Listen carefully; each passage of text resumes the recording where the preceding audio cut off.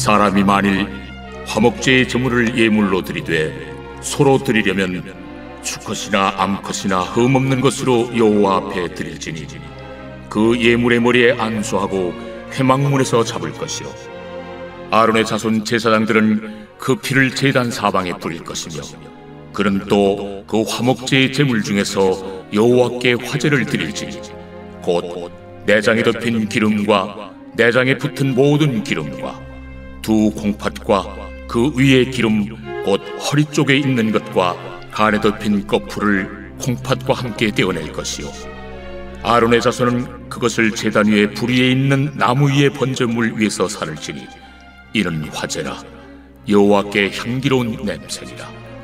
만일 여호와께 예물로 드리는 화목제의 제물이 양이면 수컷이나 암컷이나 흠없는 것으로 드릴지며 만일 그의 예물로 드리는 것이 어린 양이면 그것을 여호와 앞으로 끌어다가 그 예물의 머리에 안수하고 회막 앞에서 잡을 것이요 아론의 자손은 그 피를 제단 사방에 뿌릴 것이며 그는 그 화목제의 제물 중에서 여호와께 화제를 드릴지니 그 기름 곧 미골에서 밴 기름진 꼬리와 내장에 덮인 기름과 내장에 붙은 모든 기름과 두 콩팥과 그 위의 기름 곧 허리 쪽에 있는 것과 간에 덮인 거풀을 콩팥과 함께 떼어낼 것이요 제사장은 그것을 제단 위에서 불사를 지니 이는 화제로 여호와께 드리는 음식이니라.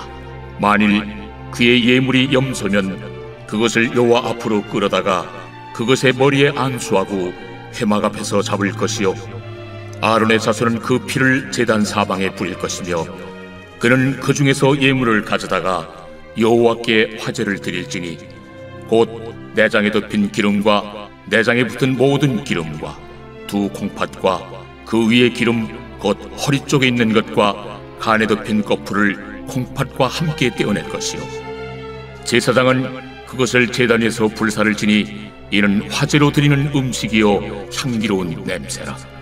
모든 기름은 여호와의 것이니라. 너희는 기름과 피를 먹지 말라.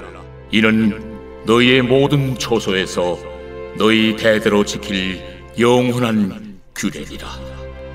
오늘 말씀은 화목제의 제물이라는 제목 레위기 3장 말씀으로 함께 나누도록 하겠습니다.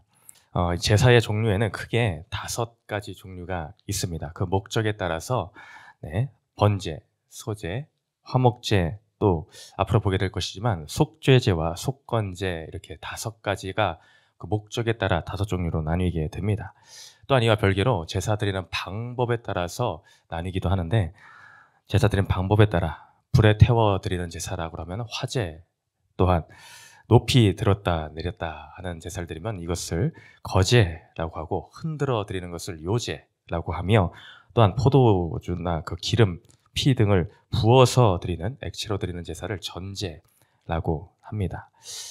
앞서 우리는 번제를 1장에서 보았는데 이 번제는 속죄와 헌신에 대한 제물의 제사라고 하였습니다. 또한 소제는 어제 같이 함께 나누었었죠.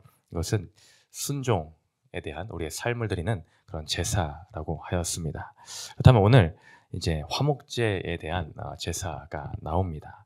화목제는 무엇을 의미하는가? 큐티책 밑에 도움말을 잠깐 참고하면 좋을 것 같습니다.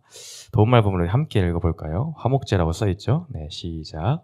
화목으로 번역한 히브리어 설람임은 온전하다, 완전하다, 건강하다는 뜻에서 유래된 말이다. 따라서 화목제는 하나님과 인간 사이의 관계가 온전히 회복되었음을 감사하여 드리는 제사이다. 네, 이해가 더 쉬울 것입니다. 네, 따라서 화목제는 하나님과 인간 사이의 관계가 온전히 회복되었음을 감사하여 드리는 제사다라고 합니다. 화목제의 목적이 이것에 나와 있습니다. 바로 중요한 키워드는 관계다라는 것입니다.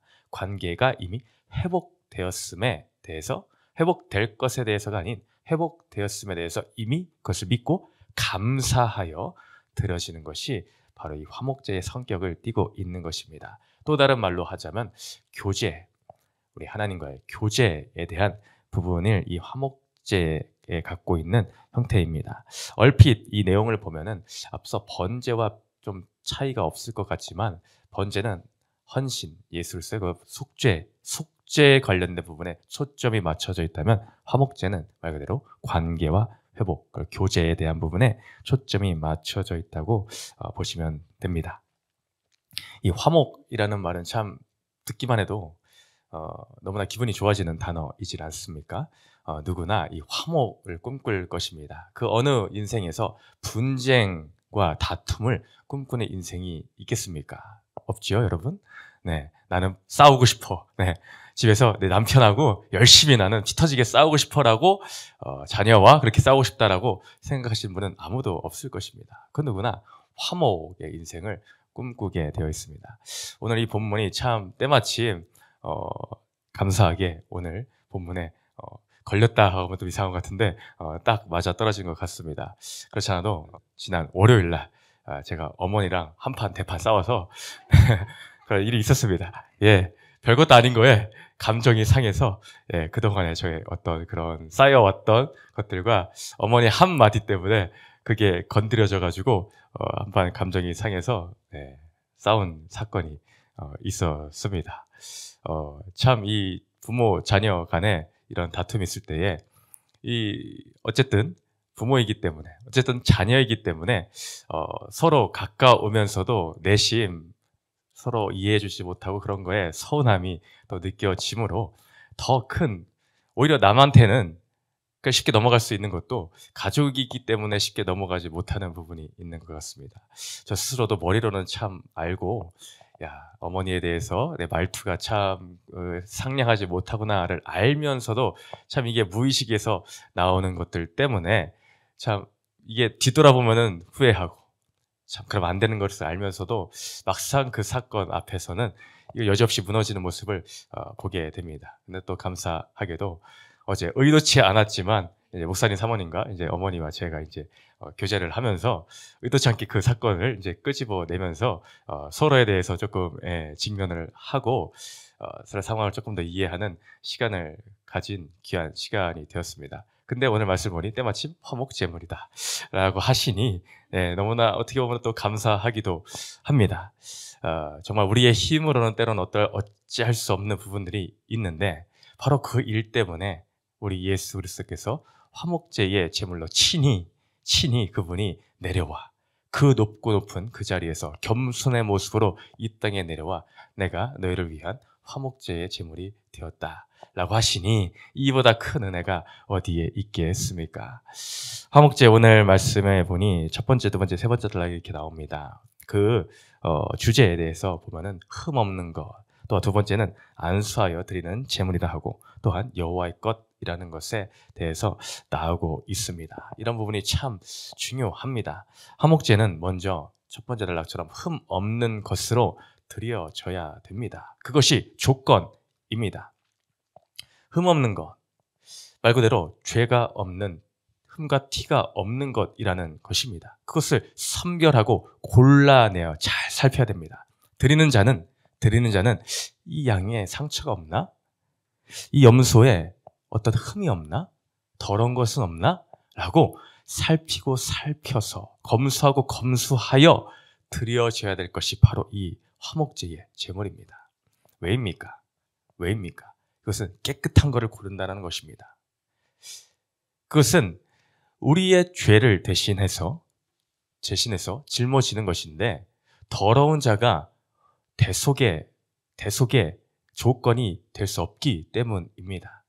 자연히 이 화목제의 제물의 가장 대표적인 것은 이것은 예수 그리스도를 의미하기도 하기 때문입니다. 이 모든 제사는 모형입니다. 그림자입니다. 그것은 실체와 본질이 있다라는 것입니다. 그것은 결국 우리를 예수 그리스도께로 초점을 맞추게 합니다. 예수 그리스도만이 우리의 모든 화목제의 제물로서 드릴 조건이 되시는 이 땅 가운데 유일한 분이십니다. 구원을 얻을 만한 이름을 예수 그리스도께만 주셨다라는 거죠. 이 땅 가운데에 죄가 있다면 그 누가 그것의 대속의 제물로 누가 줄 수가 있겠습니까? 너나 잘해라 라고 하지 않겠습니까? 내가 죄인인데 어찌 남을 위하여 대신 그것을 대속하는 능력이 있겠습니까? 오직 흠과 점이 없는 예수 그리스도만이 그러한 것이 가능한 분이다라는 것이죠. 베드로전서 1장 19절 말씀에 오직 흠없고 점없는 어린 양 같은 그리스도의 보배로운 피로 된 것이니라. 흠없고 점없는 어린 양. 오늘 말씀처럼 오늘도 흠없는 것으로 드렸다고 하는데 이것은 바로 예수 그리스도 그분을 나타내고 있다라는 것입니다. 그러니 이 흠없는 것이 너무나 중요한 것입니다. 유일한 그 조건에 해당하는 것은 예수님 분, 유일무이한 분이다라는 것이죠. 또한 나오는 것이 안수하여 드려야 된다라는 것이 나옵니다. 이 안수하여 드리다라는 것 또한 이런 것을 통해서 예수님이 떠올라야 됩니다. 예수님. 안수한다라는 것은 죄의 전가라는 가장 큰 의미를 지니고 있습니다. 흠없고 점없는 짐승을 끌어다가 그것에 안수를 하는데 누가 안수를 합니까? 누가 안수를 합니까? 우리는 제사장이라고 하기가 쉬운데 아닙니다. 네, 아닙니다. 끌고 온 사람이 안수를 합니다. 여러분, 끌고 온 사람이 안수하고 그가 안수. 앞서 번제에서도 비슷하게 나옵니다. 그는 번제물의 머리에 안수할지니. 그리고 나서 제사장이 그것을 뿌리고 피를 뿌립니다. 태웁니다. 이것은 제사장이 하는데 끌고 와서 각을 뜨고 잡고 하는 거는 끌고 온 사람이 하는 겁니다. 그가 그 머리에 안수합니다. 왜 그가 안수합니까? 내 죄를 그 짐승에게 전가하기 때문에 그가 안수하는 것입니다.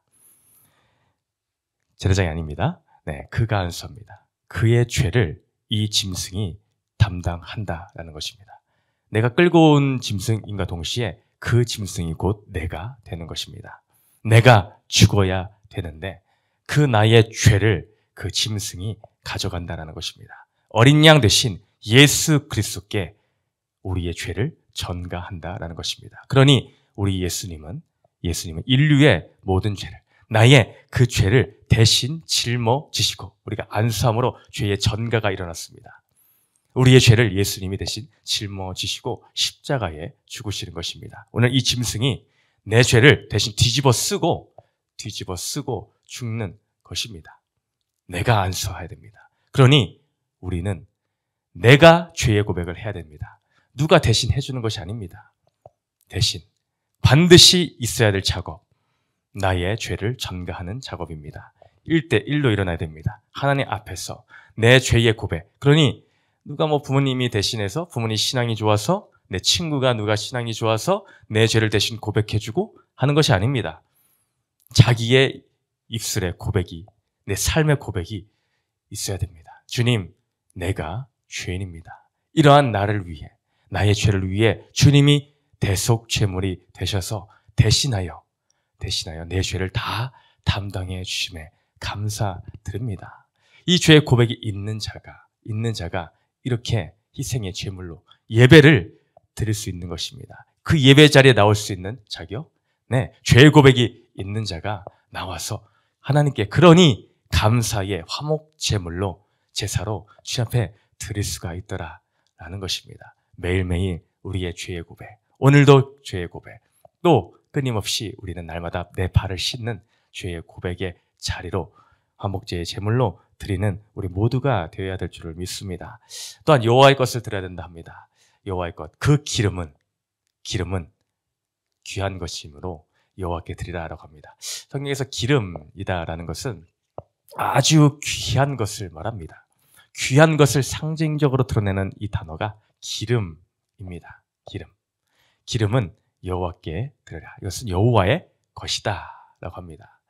우리가 드려지는 예배와 이 제사가 어떠한 마음으로 어떠한 자세로 하나님께 드려져야 될 것을 나타내 주고 계십니다. 우리는 남은 시간을 가지고 하나님께 나오는 것이 아닙니다. 여유가 있을 때 하나님께 나오는 것이 아닙니다. 하나님께 드려지는 이 제사가 나를 구속해 주신 그 은혜의 감사와 감격을 가지고 가장 귀한 것으로 시간도, 물질도, 몸도, 마음도, 삶의 모든 영역을 드려 귀한 것으로 내가 주님께 드립니다. 내게 구원을 허락해 주신 그 은혜를 기억함으로 감사함을 가지고 주님 앞에 나아가야 된다라는 것입니다. 나의 마음 어떻습니까? 하나님께 나올 때, 주님을 예배할 때에 매 순간 주님과 교제하는 그 순간순간의 시간들을 얼마나 귀히 여기고 계십니까? 아니면 남은 시간을 가지고 마지못해 드리는 모습으로 드리고 있지는 않습니까? 나의 중요함의 우선순위가 어디에 마음이 있느냐라는 것입니다. 우리는 그렇게 이 주님 앞에 나아가야 될 줄을 믿습니다. 그 감격과 기쁨을 가지고 나아가야 될 줄을 믿습니다. 이처럼 이 화목제의 이 제사를 통해 우리는 예수 그리스도께 감사함으로 나아가야 됩니다. 화목케 하신 그 은혜에 감사함으로 나아가야 됩니다. 먼저는 하나님과 나 사이에 막혔던 담을 헐어주심에 감사함으로 나아가야 됩니다. 수직적인 부분에서의 회복에 감사함으로 나아가야 됩니다.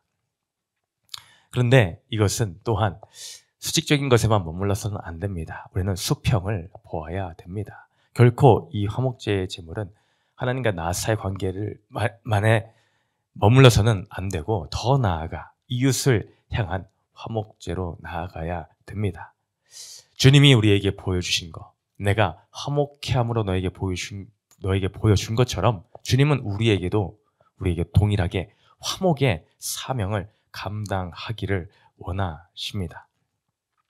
고린도후서 5장 18절 19절 말씀에 모든 것이 하나님께로서 났으며 그가 그리스도로 말미암아 우리를 자기와 화목하게 하시고 또 우리에게 화목하게 하는 직분을 주셨으니. 네, 하나님이 그리스도를 말미암아 자기와 화목하게 먼저 하셨습니다. 근데 그것뿐만이 아닌 우리에게도 화목하게 하는 직분을 주셨다라고 합니다. 우리의 인생은 그리스도를 본받는 삶입니다. 그것이 크리스천입니다. 예수를 본받는 삶.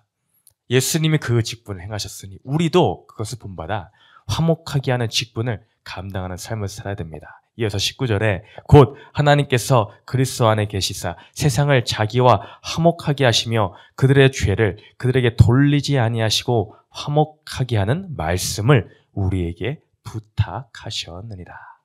화목하게 하는 말씀을 오늘도 우리의 삶 가운데 부탁을 하셨습니다. 네, 우리는 하나님께만 감사하고 끝나는 것이 아닙니다. 그 받은 은혜, 내가 먼저 받은 그 은혜의 감사함을 기억하며 우리는 그것을 가지고 주님이 나에게 해주셨듯이 우리도 세상을 향해, 가족을 향해, 형제를 향해, 이웃을 향해, 원수를 향해 내가 화목하게 하는 직분을 지금 감당합니다. 라는 나의 작은 적용의 한 걸음이 오늘 우리의 한 걸음이 되어야 될 줄을 믿습니다. 오늘 적용 질문 우리 첫 번째 거 한번 읽어보고 오늘 마치려 합니다.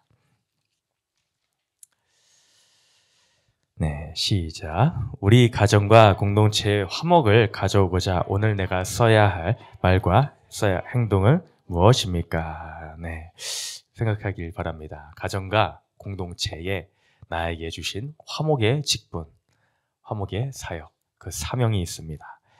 네, 뭐 어떤 집사의 직분, 뭐 교사의 직분 여러 가지가 있을 텐데 가장 중요한 것은 화목의 직분 이것이지 않나 생각해 봅니다.